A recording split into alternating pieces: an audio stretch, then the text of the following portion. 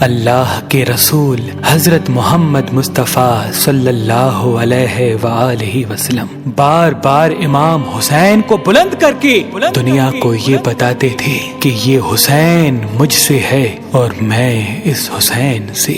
اے لوگو، اگر اس حسین پہ کوئی مشکل وقت آ جائے اور یہ تم سے مدد طلب کرے تو اس کا ساتھ دینا، کیونکہ یہ جنت کے جوانوں کا سردار ہے، میرا خون ہے، میری اولاد ہے۔ لیکن افسوس، ابھی رسول اللہ کی رحلت کو تھوڑا وقت ہی گزرا تھا کہ کربلا کے میدان میں ایک طرف 9 لاکھ کا مجمع تھا تو دوسری طرف وہ حسین جس کو اللہ کے رسول اپنے کندھوں پہ سوار کرتے تھے۔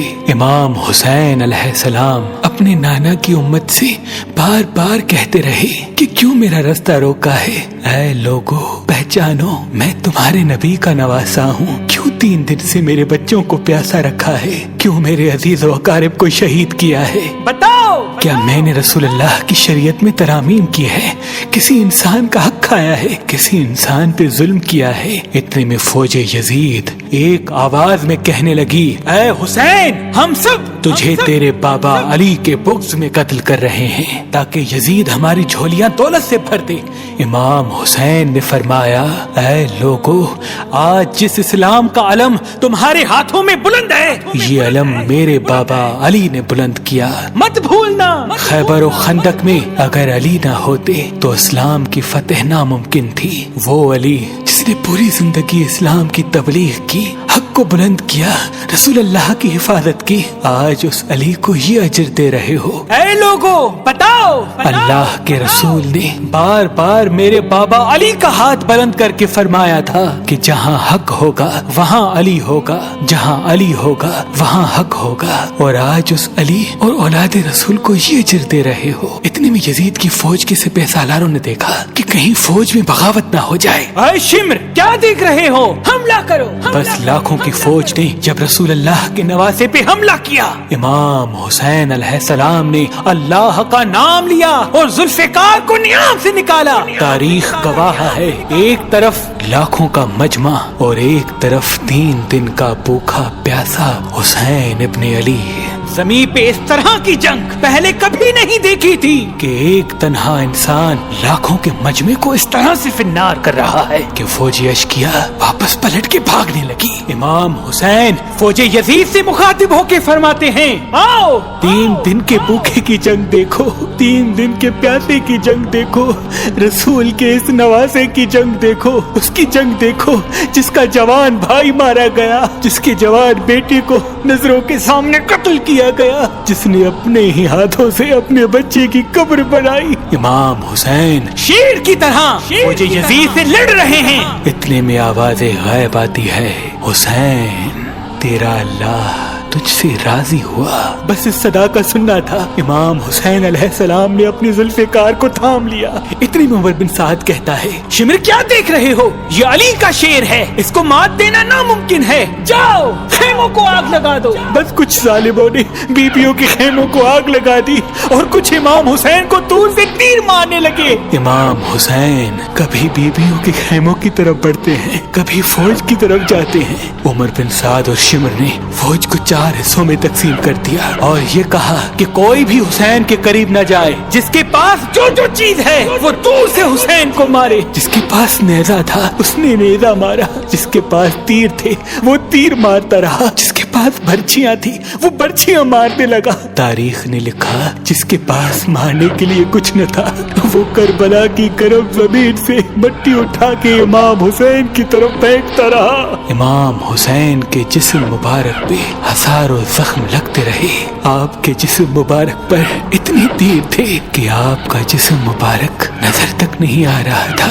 بس جیسے ہی نواسا رسول گھوڑے کی سین سے زمین پہ آتے ہیں، فوج یزید جھومنا شروع کر دیتی ہے، لیکن اتنے میں وہ گھوڑا جس پہ آپ سواری کیا کرتے تھے وہ امام حسین کے چاروں طرف گھومنا شروع کر دیتا ہے تاکہ ان تیروں سے میں اپنے آقا حسین کو بچا لوں۔ وہ گھوڑا دوڑ ہی رہا تھا، اتنے میں میں عمر بن سعد نے کہا اے لوگو رکو، میں نے اپنی آنکھوں سے دیکھا تھا اس گھوڑے پہ اللہ کے رسول سواری کرتے تھے، کہیں تیر اس گھوڑے کو نہ لگے، اور یوں تیروں کو چلانا بند کیا گیا۔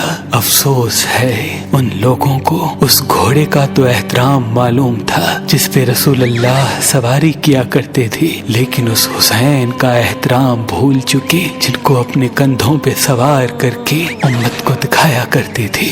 بس امام حسین علیہ السلام زمین کربلا پہ اپنا سر رکھ کے اللہ کا شکر کر رہے ہیں، اور وہاں فوج یزید کے مختلف سپاہی امام حسین کا سر کاٹنے کے لیے قریب آتے ہیں۔ جو بھی قریب آ کے امام حسین کے سر کو دیکھے تو اسے امام حسین کے چہرے میں رسول اللہ کا چہرہ نظر آئے اور وہ چیخ کے دور چلا جائے۔ اتنے میں شمر کہنے لگا یہ کام مجھ سے ہی ہونا ہے۔ جیسے ہی شمر نے خنجر امام حسین کے گلے پہ رکھا تو وہ دیکھے امام حسین کے لب ہل رہے ہیں۔ اس نے سوچا ہم نے حسین کا پورا خاندان قتل کر دیا، 3 دن تک حسین کے بچوں کو پیاسا رکھا، شاید حسین ہمیں بد دعا دے رہے ہوں گے۔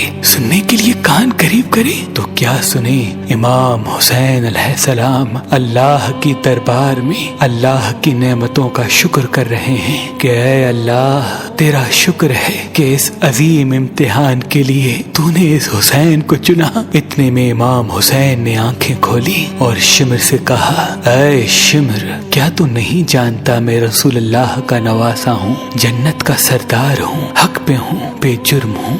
شمر نے کہا ہاں مجھے معلوم ہے۔ پھر آپ نے فرمایا تو کیوں قتل کر رہے ہو؟ شمر نے کہا تاکہ یزید میری جھولی دنیاوی دولت سے بھر دے۔ بس یہ کہتے کہتے شمر امام حسین کا گلا کاٹتا رہا اور فوج یزید مسلسل جھومتی رہی۔ امام حسین کے سر قلم ہونے کے بعد سادات کو لوٹا گیا۔ امام حسین کے سر مبارک کو نوکے سنا پہ بلند کر دیا۔ بی بی سکینہ کو تماچے مارنے لگے۔ رسول اللہ کی نواسیوں کے سروں سے چادر کو لوٹ لیا اور امام حسین کے جسم مبارک کی توہین کرنے لگے۔ تاریخ نے لکھا امام حسین کے جسم پر جو جو چیزیں تھیں ان کو لوٹنے لگے۔ اتنے میں ایک شخص امام حسین کے جسم کے قریب آیا۔ امام حسین کے ہاتھ میں ایک انگوٹھی پہنی تھی، اتارنے کی کوشش کی نہ اتری، وہ انگلی کاٹ کے انگوٹھی لے گیا۔ آپ کے جسم مبارک کو رسیوں سے باندھ کے کربلا کی گرم زمین پہ ادھر سے ادھر پھرایا گیا۔ اتنے میں عمر بن سعد نے کہا اے شمر حسین اور اس کی ساتھیوں کی لاش کا وہ حشر کرتے ہیں کہ رہتی دنیا تک کوئی بھی یزید کے خلاف آواز نہ اٹھائے، سب کے جسم سے سروں کو کاٹ لو اور سب کی لاشوں کو پامال کر دو۔ زمین کربلا گواہ ہے، کہیں سے کوئی قبیلہ اٹھ کے آتا ہے اور کہتا ہے کہ ہم حر کی لاش کو پامال ہونے نہیں دیں گے، کہیں بی بی ام لیلا کا قبیلہ آ کے کہتا ہے کہ ہم علی اکبر کا لاشا پامال ہونے نہیں دیں گے، کہیں بی بی رباب کے قبائل کے لوگ کہتے ہیں ہم علی اصغر کا لاش پامال ہونے نہیں دیں گے۔ ایک ایک شہید کی لاش پامال ہونے والی جگہ سے ہٹائی گئی۔ تاریخ گواہ ہے صرف رسول اللہ کا اکیلا نواسا کربلا کی گرم زمین پہ پڑا رہا اور مغرب کے گھوڑے مشرق کی طرف، مشرق کے گھوڑے مغرب کی طرف دوڑتے رہے۔ امام حسین کا جسم پامال ہوتا رہا۔ امام جعفر صادق علیہ السلام فرماتے ہیں میرا سلام ہو میرے اس غریب دادا پر جس کی لاش کو اس طرح سے پامال کیا گیا کہ ان کی دائیں پسلیاں بائیں پسلیوں کی طرف چلی گئی اور بائیں پسلیاں دائیں پسلیوں کی طرف چلی گئی، جن کا سینہ اور پشت ایک ساتھ ہو گیا۔ سلام ہو میرے اس بے وطن دادا حسین پر جن کے جسم مبارک کے ٹکڑوں کو زمین کربلا پہ بکھیرا گیا۔ سلام ہو، سلام ہو، سلام ہو۔